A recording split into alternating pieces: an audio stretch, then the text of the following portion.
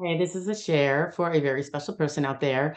Um, but I wanted to explain at their request what happens or what should he be aware of now that he's turning 18 and he was a surviving child of a deceased parent receiving a child's benefit that way. That was the typical dependent benefit for a child.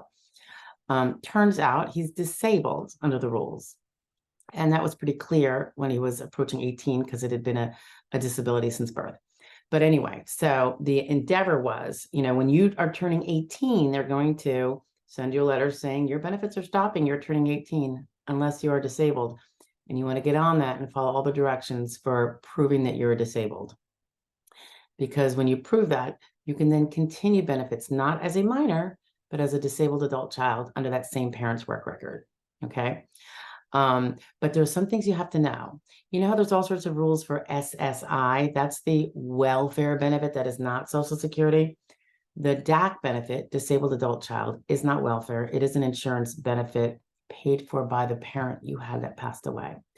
So he or she bought that insurance through the Social Security program, the taxation, and all that.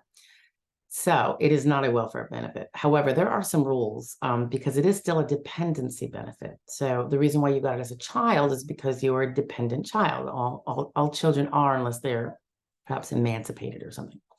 So when you hit 18 and you're no longer a dependent and you're out of high school,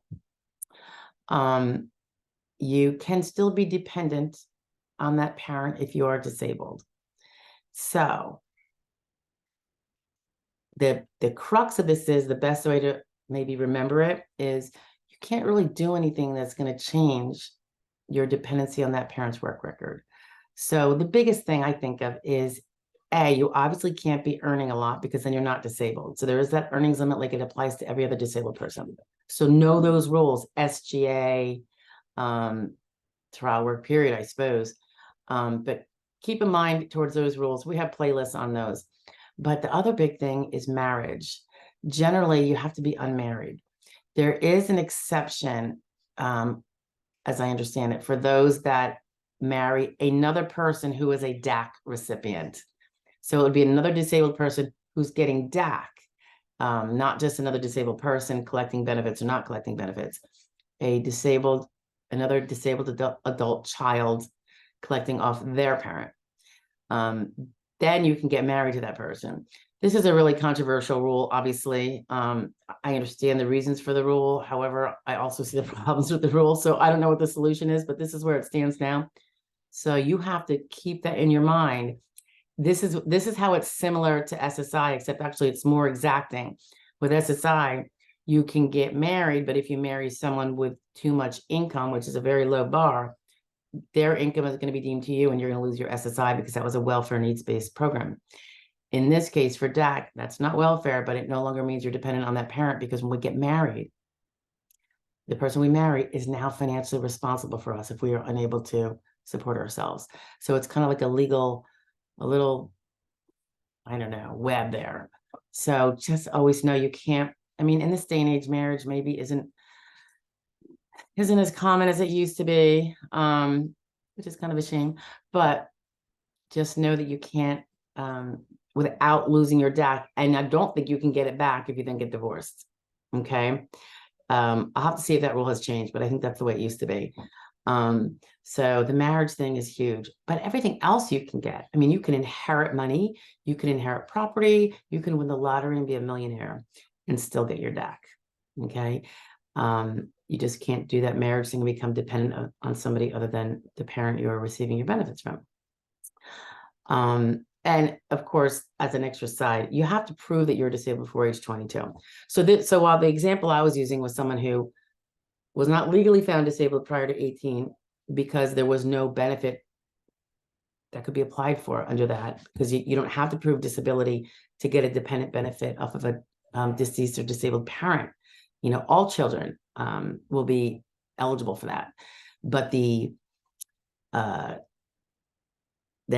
moment you turn 18, when that would normally cut you off and you got to go get a job, you're proving that you can't work full time and you're not working SGA. So you are eligible for that DAC. The other thing to really watch out for is the earnings. This is true of everybody collecting Social Security disability based on their own disability. But one thing that I don't believe has changed is that, let's say you aren't keeping track of your part-time job and you do earn more than the amount allowed for sufficient amount of months that you're going to be discontinued. If you then, relapse, or, your body gets, whatever's happening, you're disabled again, you can't do that more robust work and making that that extra money, you can't go back on DAC. Once you have become not legally disabled under the rules, you can't go back and say I was disabled since before 22, because you had that window when you weren't. That's a tough one too. Yeah, that one's tough. So you got to be careful about the marriage and about the earnings. I would be very, very, very well studied on that. Okay, particularly the earnings. The marriage is kind of easy. If you're not going to get married, you're not going to have to worry about it. If you're going to get married, you're going to have to give a lot of thought to it, right? Unless those rules change, which of course they can. What else are they telling us here? I'm just looking at a little blurb. I'll copy this down in the notes down below. They do remind us that as a DAC recipient, the child that now turns 18 and is disabled, you never have to have worked at all to get it, because it's based on your parents' work record. Keep those earnings down. They do also remind you about certain expenses, that if you blow it and you're working part-time and you tip over the SGA amount accidentally, you didn't realize, you might have certain expenses that could be subtract. If let's say you're so close, you're pretty close to that limit and you did go over it, but you have certain expenses that can be counted to reduce that income. Usually they're like related to you as a disabled person being able to do the job. It could be co-pays for pain management visits that help you keep your pain down so you can do that job. Otherwise, you wouldn't be doing it at all. So it's like impairment related work expenses. Those things are always good to keep track of. If you have them, I would always save all those receipts, even while you're working, everything's good. Just in case you accidentally go over, don't realize that something could happen, brain fart, whatever. You'll have those receipts, in your back pocket to be like, oh, I can't get these numbers down, and then I'm not going to lose my benefits forever, right? But it brings up a good point. If you are working part-time, all under the limits, you're not going to lose your DAC. You will most likely eventually get your own work record, because we get that from very part-time work. So even if you're doing very part-time work, you will have your own. So that's kind of a little buffer. So if you did lose your DAC benefits due to work or marriage, now you have your own work record, and you could just go file for disability and prove it on your own work record. And you no longer have to prove that you were disabled for age 22 and never became undisabled due to working too much.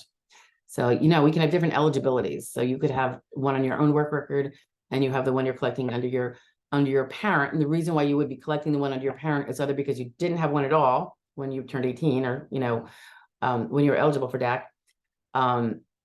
you didn't have a work record, or you did, but the benefit amount was so terribly low, the DAC was way more, and you always get to have the highest one that you're eligible for. You don't get both, but you can always have the highest one.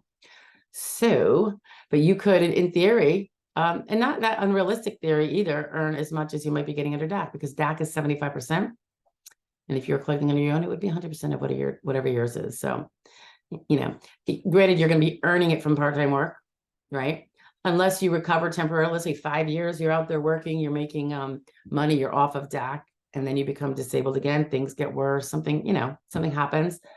You could, and you're working full-time and now you're not, you could, again, file. It would be under your own work record, not your parents', because now you kind of cut that off when you worked more than a disabled person worked. So you were no longer disabled as a young adult. Okay. But then you became disabled again, and you can apply under your own work record. All right. All righty. I hope that helps. Marriage, working too much. But you can inherit, you can win the lottery, the gambling, be gifted lots of things. win prizes, you know, whatever the case may be. So I don't know, that's good news. That would not be the same with SSI. So I still love DAC. The marriage thing is a stickler, but and very important to remember, but hopefully can all get around that, you know. Share the love, just don't get married. All right, bye guys.